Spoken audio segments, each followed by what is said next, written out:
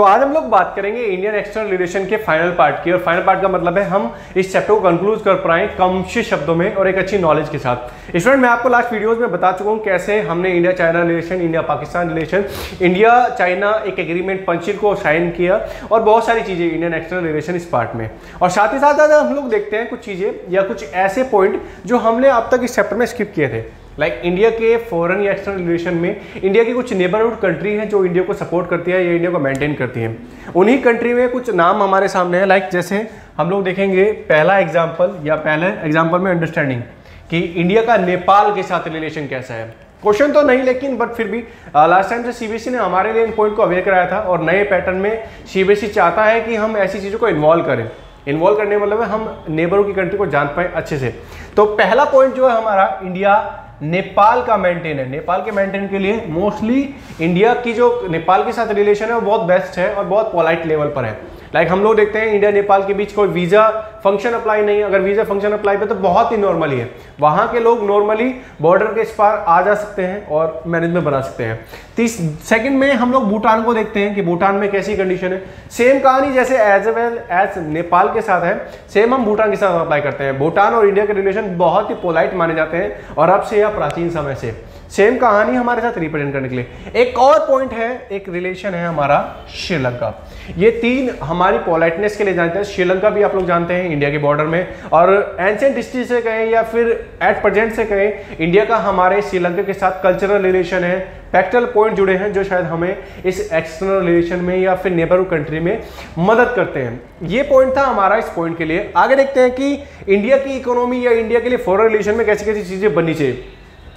Like Indian की foreign policy की बात करें तो इंडिया फॉरेन पॉलिसी में या इंडियन एक्सटर्नल रिलेशन में कुछ फेजेस को अप्लाई किए जाते हैं। फेजेस का मतलब है हम कुछ कुछ पॉइंट में उनको देख पाए। पॉइंट में देखना, जैसे पहला पॉइंट या पहला फेज की बात करूं इंडियन एक्सटर्नल रिलेशन की, तो हमारे पास 1947 से 1991 एक ऐसा फेज रहा जिसके लिए इंडिया को और साथ ही साथ दुनिया की सभी कंट्री को अपने एक्सटर्नल रिलेशन बनाकर रखना बहुत ही जरूरी था और बहुत मेंटेन करना और डिफरेंट तरीके से। एक तो हम लोग इसको पढ़ चुके हैं कि ये पूरा का पूरा फेज 1945 से 1991 कोल्ड वॉर के टाइम पीरियड का रहा है। कोल्ड वॉर में हमने डिफरेंट तरह की एक्टिविटी या डिफरेंट की कंडीशन को अंडरस्टैंडिंग किया है। सेम कहानी, लेकिन इंडिया आजाद 1947 में हुआ तो इंडिया के लिए 1947 से ये चीज अप्लाई होते हैं। 1947 से 1991 तक पूरा का पूरा एक फेज इंडिया के लिए माना जाता है जिसमें इंडिया ने काम किया और शायद इंडिया ने अपने को डेवलपमेंट में डिफरेंट रखा। डिफरेंट का मतलब थोड़ा सा दबाव। अगला पॉइंट में अगर हम लोग देखें तो ये यूनाइटेड सोवियत यूनियन के साथ कंपैरिजन में, lesson of free world await United state के साथ कंपैरिजन में, बहुत सारी चीजों के लिए। लाइक वर्ल्ड वार की कहानी बनी थी, इसको भी हम लोग देखते हैं कि अगर वर्ल्ड वार की कहानी बनती है तो कैसे एक या अनदर कंट्री डिस्टर्ब होती है। सीधी सी बात है, अगर हम फर्स्ट वर्ल्ड वॉर या सेकेंड वर्ल्ड वॉर को कहें तो दुनिया में डिस्टर्बेंस बना था। रिसेंटली हम लोग इसको करंट के मुद्दे से देखेंगे और सीबीएसई में इस बार हम इस पॉइंट को अप्लाई करेंगे जैसे हमारे लिए चीजें होनी चाहिए। या फिर हम लोग देखें वेस्टर्न इंडस्ट्रीज कंट्रीज में जो हमारे लिए जरूरी है, किस कंट्री के लिए जरूरी रिलेशन तब अच्छा होगा, या फिर हम किसी कंट्री की कंपनी को अपने यहाँ लगाते हैं तो कैसे रिलेशन मेंटेन करें एक्सेट्रा। ये पहला फेज था हमारे लिए। इसके लिए सेकंड फेज की बात करूं तो कुछ चीजें हैं मेरे लिए। 1991 से 2008 एक फेज हमारे लिए कि टू की इवेंट्स 1991 में एक किक ऑफ के लिए, और जो फेज हमारे लिए चला 2008 तक, 1991 से 2008 तक सेकंड फेजेस रहा है जिसने इंडिया के लिए अपने रिलेशन बनाने में या इंडिया की इकोनॉमिक ग्रोथ करने में पार्ट किया है। वही थर्ड फेज की बात करूं तो 2008 से एट प्रेजेंट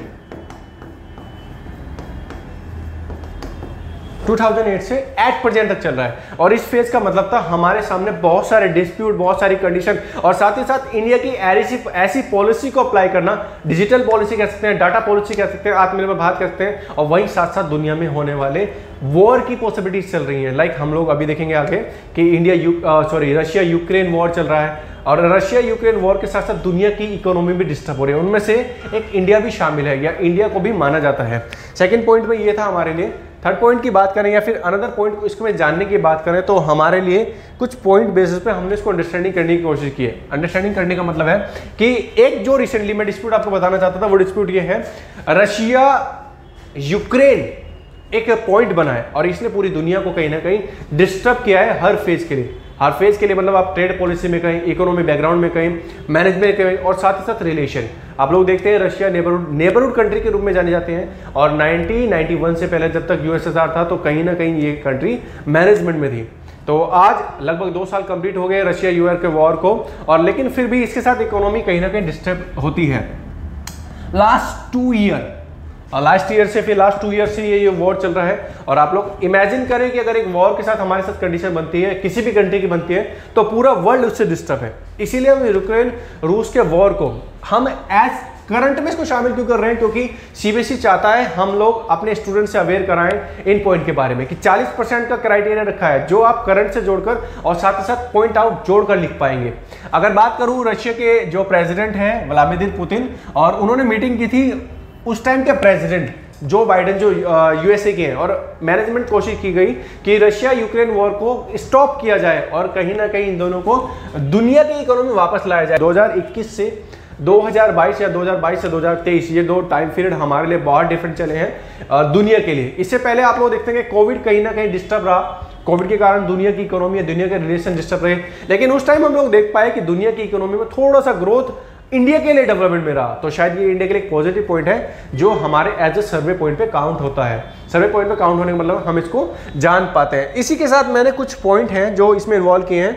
जो 2022 की बात करें, इंडिया में force make official decision to Russia को हम लोगों ने कोशिश की, या फिर इंडिया की तरफ से भी एक पहल हुई थोड़ी सी कि शायद रशिया के साथ वॉर को स्टॉप किया जाए, लेकिन फिर भी हम लोग देखते हैं ये चीज़ें हमारे लिए डिफरेंट है। अगला पॉइंट हम लोगों ने मैंने कुछ पॉइंट इन्वॉल्व किए हैं एग्जाम पर्पज से। जैसे मैं इस चैप्टर को समराइज कर रहा हूं तो मैं चाहता हूं कि ये कुछ पॉइंट हैं जिनको हम अपने बोर्ड के एग्जाम में अप्लाई करें और कुछ लीड लें। लीड का मतलब कुछ नंबर अच्छे बना पाए। तो मेन पॉइंट मैंने बोर्ड एग्जाम के हिसाब से इसको टाइटल दिया है कि एक हमारे लिए एक स्ट्रेटेजिकल पार्टनरशिप बनानी जरूरी है जो हमारे लिए नेबरहुड कंट्री में मेजर वर्ल्ड के पावर को रिप्रेजेंट करे। हमारे लिए ट्रेड में हम लोग लास्ट देख चुके हैं, यूएसए कहें, ईयू कहें, जापान कहें, रशिया कहें या चाइना, ये बड़ी मेजॉरिटी दिखाई देती है, बड़ी पावर दिखाई देती है हमारे लिए इंपोर्ट और एक्सपोर्ट के लिए। यूएसए हम लोग पहले पढ़ चुके हैं। यूरोपियन यूनियन में बहुत बड़ी यूरोपियन एक स्ट्रक्चर है जो दुनिया में ज़्यादा डेवलपमेंट के लिए। वहीं जापान हमारे साथ स्ट्रक्चर में है। रशिया और चाइना हम लोग देख ही चुके हैं। Safeguard India fundamental national interest concern in the swiftly changing global environment, और कहीं ना कहीं इंडिया इन ग्लोबल एनवायरनमेंट के प्रति काम कर रहा है जिससे इंटरनेशनल लेवल पर इंडिया की जो पहचान है वो थोड़ी सी ग्रो कर रही है। ग्रो करने मतलब है अब आज बड़े देशों में इंडिया का नाम भी रिप्रेजेंट होता है।